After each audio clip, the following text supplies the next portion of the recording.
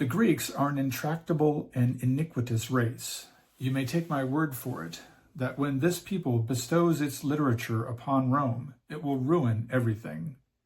Marcus Porcius Cato, in a letter to his son regarding the Greek influence on Roman morals.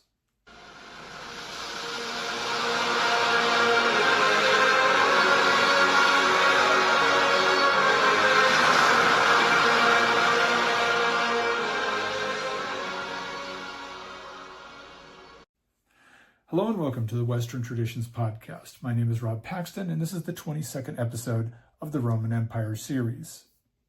I declared in the latest episodes that Rome, after the Second Punic War, was really entering a sort of golden age, so that it may come as some surprise then to you that I have included the phrase, the decline of the Roman Republic, in the title. How could we have moved so quickly into the decline, you might ask? How many years is the Western Traditions Podcast skipping ahead? The truth is that I am not skipping ahead in the calendar at all.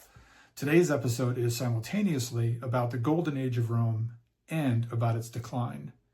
There's a saying, something to the effect that a fruit is sweetest just before it rots.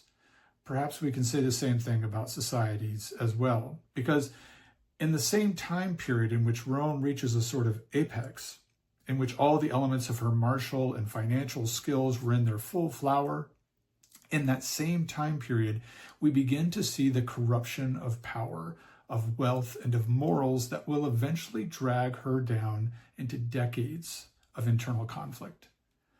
Because in the 2nd century before Christ, even as we meet some of the greatest men of Roman history, men like Marcus Cato and Scipio Aemilianus, we will also witness the eruption of fraud, of profiteering, and of the ascendancy of a power-mad aristocracy, increasingly separated from its ancestral traditions of duty and discipline.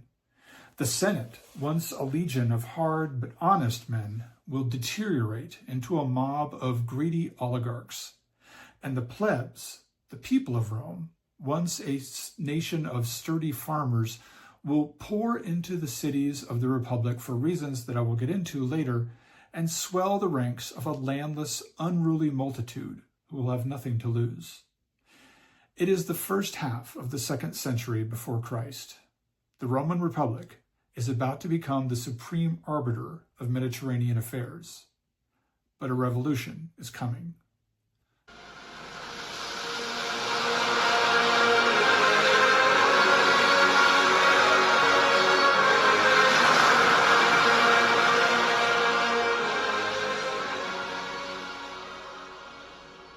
Maybe Marcus Porcius Cato knew that it would eventually come to revolution. He certainly rallied against all the things that he considered signs that Roman culture was taking a turn for the worse. Though he is remembered now for his critique of all things new in Roman society, Cato himself was one of those new men, quote-unquote new men, the novus homos who had recently come up in the Roman world, joining the ranks of the ancient aristocracy and helping to govern the Republic. His ancestors were plebeians, and we know little about them except that the men in the family were reputedly good soldiers. The Second Punic War was good to Cato like it was to many such new men. Born in 234 BC, he had already become tribune in 214 BC at the young age of just 20 years old, just a couple of years after Cannae, when Hannibal was terrorizing Italy and many aristocrats of high rank had already been laid out dead on the battlefield. He had fought and led men in battle honorably many times. So Cato climbed the ladder of the cursus honorum, going on to hold higher and higher offices. In 205 BC, the Senate appointed Cato to the office of quaestor and sent him with Scipio Africanus to Sicily. However, Cato, though he was a quote-unquote new man, had allied himself with Fabius Maximus. Fabius had actually sent Cato on the mission which he had fought to prevent in the first place, in order to keep an eye on Scipio.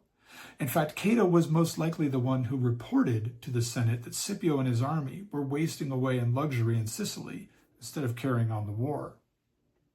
As far as we can tell, Cato did go on to fight in Africa and therefore witnessed the end of the war there himself. Not long after, though, he was sent to Sardinia as a praetor with thousands of troops under his command. And we must remember, though, that although Sardinia had been a Roman province for some times, like many such provinces, there were always rebellions to put down. And anyway, high military commanders like praetors also served as administrators and judges in their appointed territories. And just as in all public and political work, Cato strived to demonstrate traditional Roman virtues. He ate simply, he dressed simply. Even when he was soldiering, he carried his own arms as he marched and permitted himself only one servant to carry his provisions. He sought always to demonstrate that temperance and moderation which characterized the earliest heroes of Rome. But he was much more than a soldier. Cato recognized early in life that the best method of fulfilling ambition in Rome was to become an excellent speaker, so as to be able to perform memorable orations in the forum. And he dedicated his mind to becoming a great writer and speaker, as well as a great soldier and a landowner. His family name, his nomen, was Porcius, and this is probably because his ancestors had something to do with raising pigs, but he turned his initially modest estate into something much greater and much more efficient. And he wrote about his methods in a book called simply On Agriculture, De Agricultura. This book remains the earliest extant piece of Latin writing that we possess today.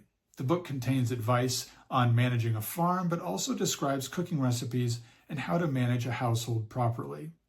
While much of the advice still appears quite wise, the book also passes on some chilling advice for managing slaves. Cato describes in his book how you should focus on acquiring slaves that were capable of working hard rather than handsome or beautiful slaves. And then, after you have worked them mercilessly, to sell them off before they become a useless burden to your estate.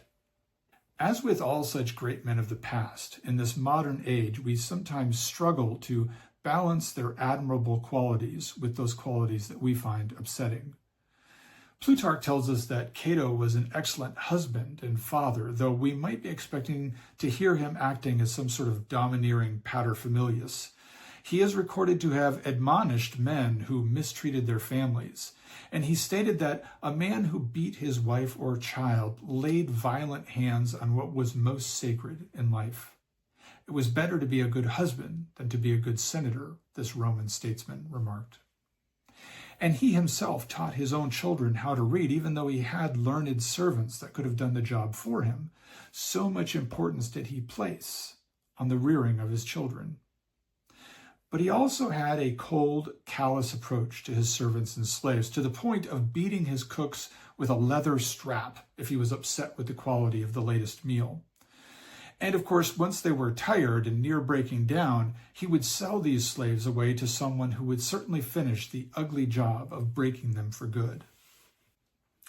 Cato is also famous for a quote that speaks volumes about the economy of Rome at this time. Asked what was the best way to use an estate's land, he replied, raise cattle successfully. And what was the second best way to use the same estate, he was asked? Raise cattle with moderate success. And the third best way to use that land? Raise cattle with only slight success. And the fourth best way? Raise crops. Cato was learning and teaching how to turn the Roman countryside into a nearly industrialized location for the production of beef cattle. In 195 BC, after the Second Punic War was over, Cato was elected consul of Rome. His province was in Spain. Now, just because Rome had won the war and won so many battles in Iberia, this did not mean that there were no more conflicts in these and the other provinces. Provinces like Sardinia and Spain and others were constantly breaking out into rebellions, and the Roman legions stationed in these territories did not lack for combat opportunities. According to Plutarch, Cato would later boast, quote, that he took more cities than he stayed days in Spain, unquote. Now, Cato's combat service was honorable, but that is not why we memorialize him. His military accomplishments, despite whatever he may have thought about his own military prowess, they're not on the level with those of someone like Marcellus or Scipio Africanus. Instead, we remember Marcus Cato primarily for his views on cultural developments in the Roman Republic during his life. The focus of his concern was primarily on the influx of Greek ideas, as well as Greek people, into Roman society.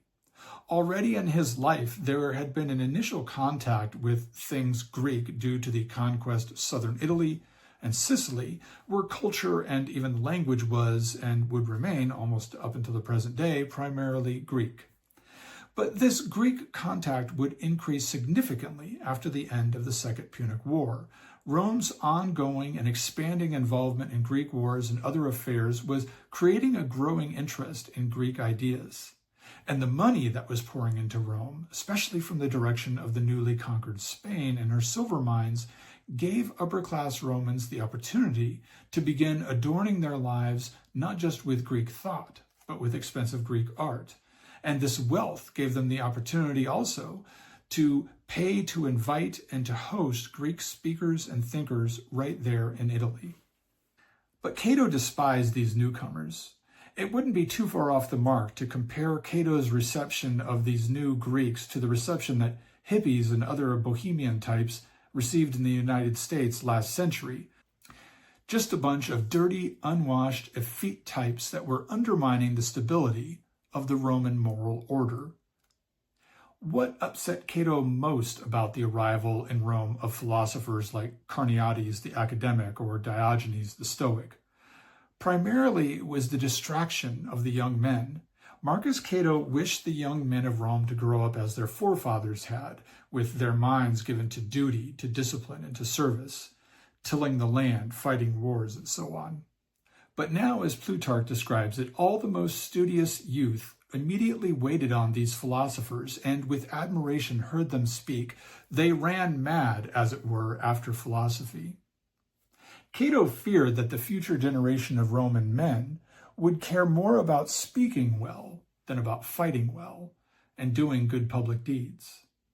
More than that, he openly distrusted the direction of Greek thought. Again, as Plutarch relates, Cato, quote, would say that Socrates was a prating, seditious fellow who did his best to tyrannize over his country, to undermine the ancient customs, and to entice the citizens to opinions contrary to the laws, unquote.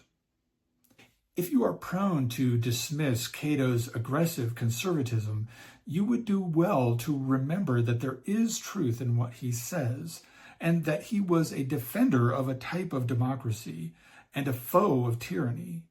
However unjust you may think his death, Socrates did disdain democracy, and the Greek ideas were threatening to undermine Roman stability. In fact, they did, as we will shortly see. But Cato is a strange hero for conservatism. We often see this happen in politics down through history. People push conservative or liberal ideas while coming from backgrounds that seem at odds with their professed values. Cato sought to preserve the aristocracy, but was himself a new man. He bemoaned the softness that wealth was bringing to Roman life, but he himself took every opportunity to grow richer, even engaging in usury, which was completely antithetical to traditional Roman values. Here's another example of his internal conflicts. In 195 BC, Cato had opposed the repeal of the Oppian Laws. During the war with Carthage, conservative legislation had forbidden women from wearing fine clothes and jewelry in public, basically prohibiting shows of luxury. During such a crisis as that war, this had been endured, but 5 years after the war ended, with new wealth pouring into the city, upper-class women agitated for the repeal of this law to the point that they were pouring into the streets and blocking public functions until their husbands were forced to vote the 20-year-old law down and to let their women adorn themselves in public again. Yet Cato, though he fought against the repeal of this law, was no stern paterfamilias. In his own home, he often lamented that he commanded men, but his wife commanded him, and he was notably and memorably gentle with her and with his own children. Nevertheless, in 184 BC, at the age of 50, Cato was appointed to be censor of Rome, the supreme post of moral oversight. From this point on, he would be an increasingly stronger voice of conservatism as the tide of Greek thought threatened to flood Rome with foreign ideas. Perhaps recognition of the inevitability of multiculturalism explains why Cato turned so violently against Carthage in his later years. As mid-century approached, that is, getting closer to around 150 BC, as Cato aged into his 60s, his 70s, and finally his 80s, he railed ever more volubly against the continued existence of Carthage. Which seems strange and cruel as we look back on it today. Carthage was by that time a nearly defenseless city on the coast of northern Africa with a few allied or closely aligned cities next to it. Rome controlled the seas and was allied with Carthage's strongest neighbor, Numidia, so Carthage had to ask Rome's permission to do nearly anything beyond her limited borders. Yet, in spite of this obvious weakness, Cato acquired the habit of ending every speech to the Senate with the same phrase. No matter what he was talking about, whether it was the new trade law or something entirely domestic, Cato would end all of his orations with the following declaration: Ceterum censeo Carthaginem esse delendum. Translated into English, moreover, I advise that Carthage must be destroyed. Often, and more famously, this statement is rendered simply as Carthago delende est.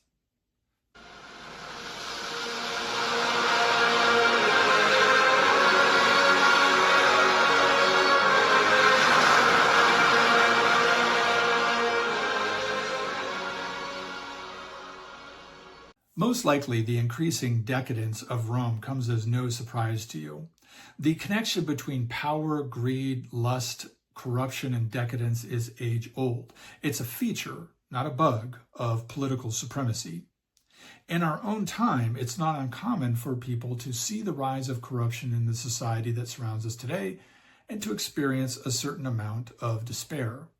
Sometimes we find solace in the certainty that all this cannot go on much longer, that the rampant corruption and moral degradation has a finite chronology, that it must all come crumbling down under its own weight sometime soon. But if the history of Rome is any guide, then we must accept that an iniquitous and depraved society can stumble on for centuries. Just think, we are only now in our studies in the 2nd century BC, entering into the era of the late Roman Republic, and we already see the signs of degeneracy. But Rome will last for another 1600 years. Constantinople, which will be the capital of Rome after AD 325, will not fall finally and completely until 1453, surviving nearly almost into the early modern period. And yes, Rome went through periods of renewal and all that time, sure, but the point is that the same society, the same political and cultural body can stagger under the weight of its own broken traditions and immoral innovations for much longer than you might think.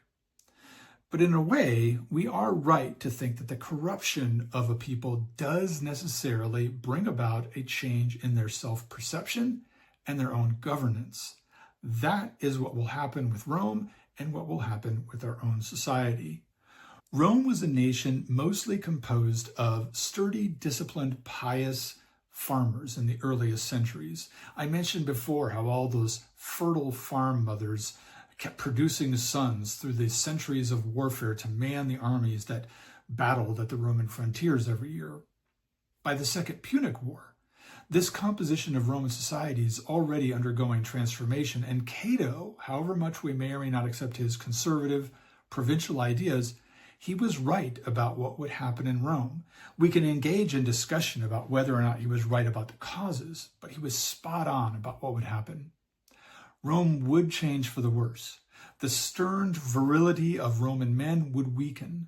New ideas would fracture the monolith of their culture. The Republic would not last because it could only be upheld by people who cherished it. Once the people, the whole people, the plebs and the patricians, once they started looking, each of them, in a different direction for religious or philosophical inspiration, they would require a dictator to maintain order between the new fragments of their civilization. Democracy of any kind is for homogeneous societies. There is no record of a lasting democracy among peoples divided by culture. Always it ends in tyranny. We might think of the coming imperial age in Rome as simply a logical implementation of the traditional Roman dictatorship. Rome used dictators, remember, in times of extreme danger, in order to preserve the mere existence of the state. The emperors, when they came, and all the men who preceded them in near total power, men like Marius and Sulla and Julius Caesar and so on, they would really just be men who were granted power in order to maintain the substance of the state. In other words, after a certain point, the multicultural state is always in an emergency, always in danger of violent dissolution. Only concentrated power in these situations averts disaster. But the life and character of Cato, as described earlier, is just an excellent example of how the whole society of Rome, even the Senate, knowingly walked down this path of cultural disintegration. Will Durant, in Caesar and Christ, the third volume of his Civilization series, makes the following observation. The Roman Republic would be destroyed by the unfettered energy of its great men.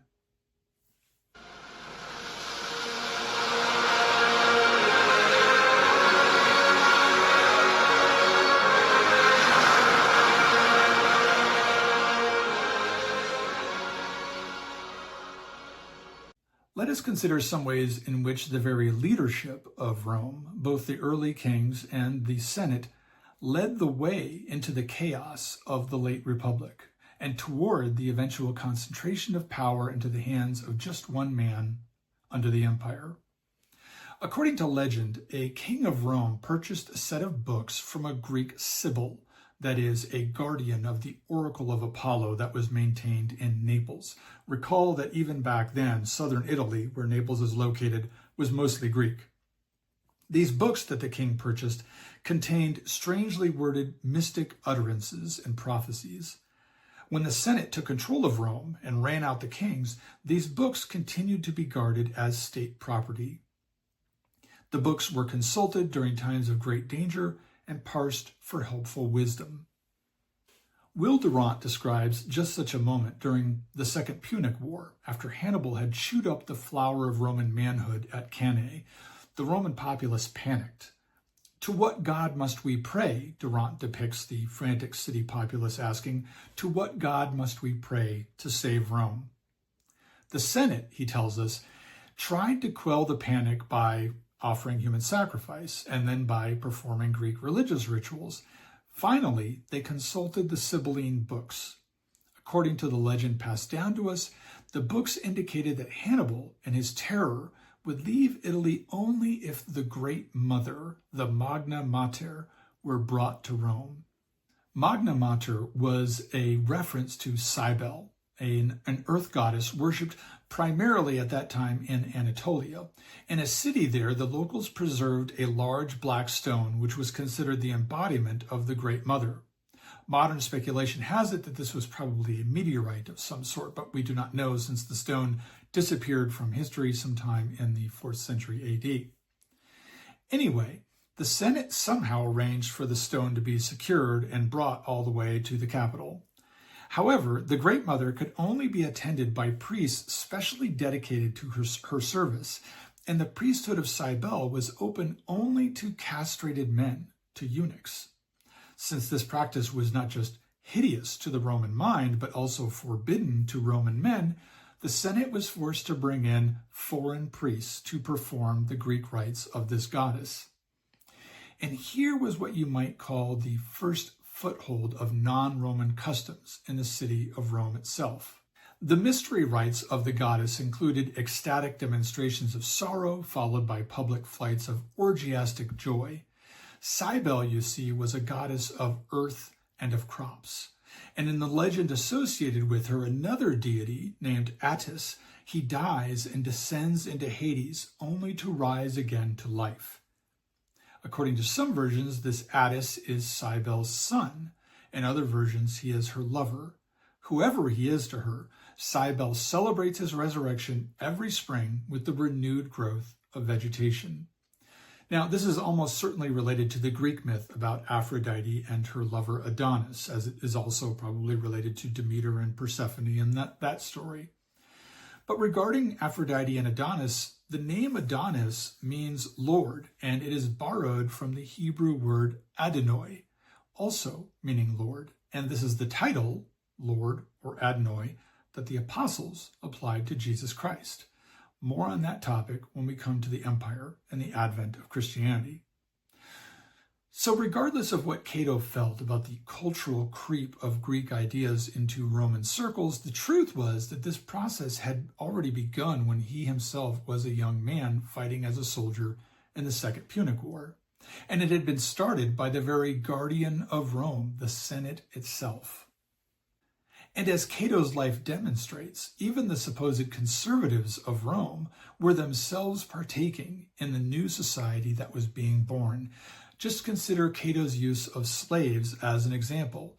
Now, even in early Roman society, they utilized slaves, let there be no doubt. Slavery was really an inevitable part of early civilization before money, when a person's labor was really all he could offer or she could offer in exchange for goods, because primitive agricultural societies had no financial liquidity. But slaves initially constituted a very limited proportion of the total human population in the Roman Republic. For example, most, if not all, of the farmland in the early Republic was worked by freemen. Most landholdings were small subsistence farms, the only exceptions being a small number of large manors belonging to the patricians. But in those early days of Rome, the patricians often worked the land alongside their free servants and slaves. Increasingly, though, as the 2nd century before Christ passed, the small farmers were bought out or otherwise eliminated, and the number of estates in the Roman countryside became fewer and larger. I'm referring here to the rise of the latifundia, the nearly industrialized form of agriculture that came to dominate the Roman countryside, and that in which Cato himself participated. These larger holdings belonging to a handful of rich men were no longer worked by free citizens, but by hordes of slaves. The men and the women and the children who had once worked and lived on those lands now, slowly, over decades, decanted into the big cities, where they formed a new class of citizen, a job-seeking class, a mob of people precariously dependent on the state and subject to economic misfortune in a way that peasant farmers never are, as they always have the land beneath their feet. It would be this class of citizen that conservatives like Cato would fear, even as they contributed to the creation of this demographic. Too many rich people might sound like a problem to someone who just dabbles in economics, but let all of history assure you, the real problem is too few rich people. In Rome at this time, wealth and the power that naturally comes with wealth was being concentrated in the hands of fewer and fewer men at the top. In 133 BC, a young Roman farmer by the name of Tiberius Sempronius Gracchus will introduce a famous land reform bill to try to rectify this concentration of agricultural wealth. The passage of this bill and the reaction to it will spark a revolution that will not really come to an end until Octavian seizes supreme power over a century later in 31 BC. A future episode will discuss more details of the movement behind that bill. But I use the date of 133 BC here in this episode to demonstrate something about the concentration of power in Rome already underway during Cato's life. We talked before about that movement by Fabius Maximus securing the Senate for an increasingly small number of patrician families. In the entire century prior to 133 BC, there had naturally been 200 total consuls of Rome elected. 2 years. There's 2 each year, remember, 100 years, so 200 consuls. Of those 200 consuls elected in all that time, 100 of them belonged to just 10 families of patricians. Half of the executive power over the course of a century in the hands of just 10 families. It's as if over the course of time, the cherished pseudo-democracy of the Roman Republic, of the Roman aristocrats, was being sharpened like a knife until it was slowly whittled down to just one man, the emperor.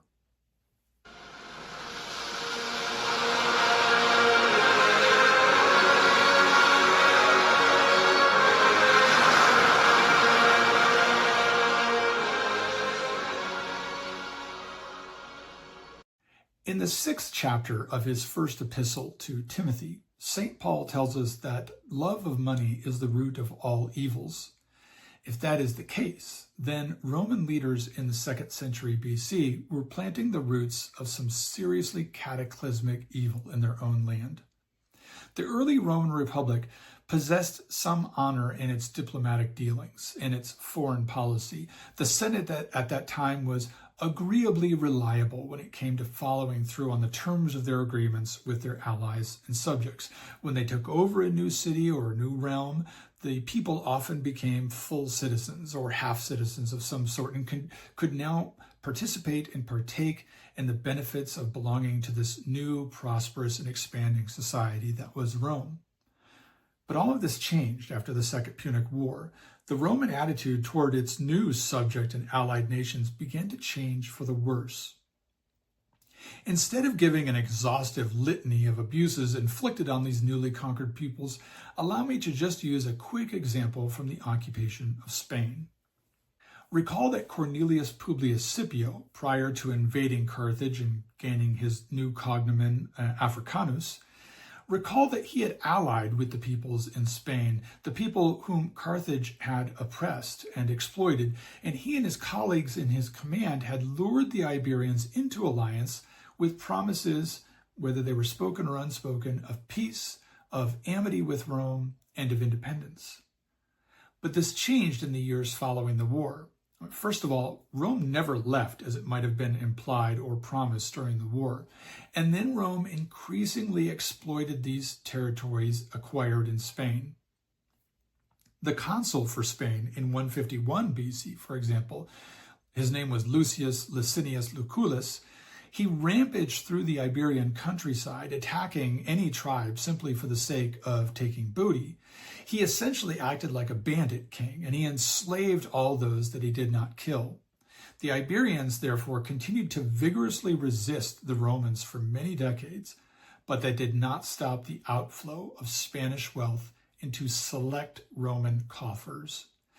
Will Durant, again, in Caesar and Christ, describes the Roman exploitation of conquered territories thus: the plunder from the provinces provided the funds for that orgy of corrupt and selfish wealth, which was to consume the Republic and Revolution.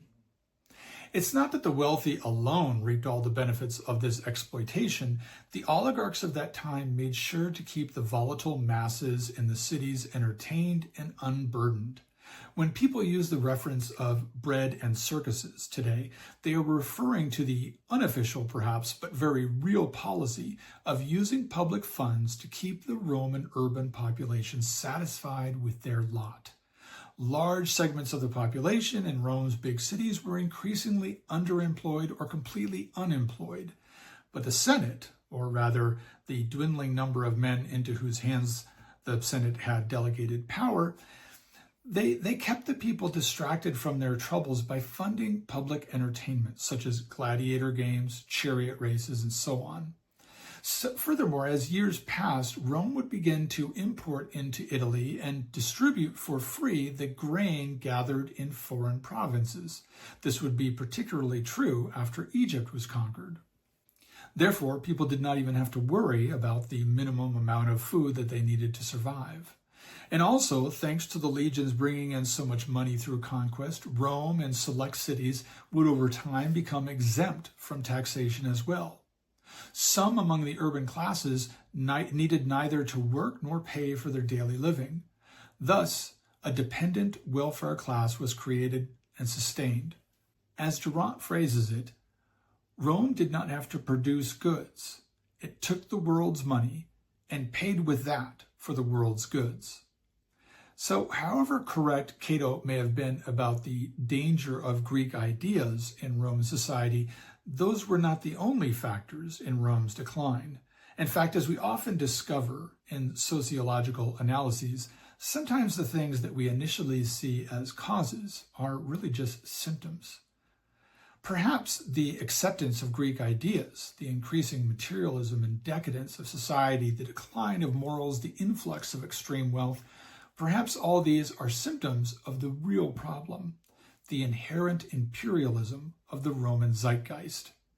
Cultural decline, perhaps, is an inevitable result of colonialism, of seeking to spread beyond your natural borders, of trying to bring other people under your control. Maybe Rome should have stayed home. Maybe Rome should have stayed Rome instead of becoming Italy and then becoming the whole Mediterranean and more. But then maybe there's no marshaling of human fecundity and energy. Nations rise and fall, just as does the natural world. The riotous growth of spring and summer is doomed to fade and die in autumn and to endure the winter, to be born again in spring, over and over again.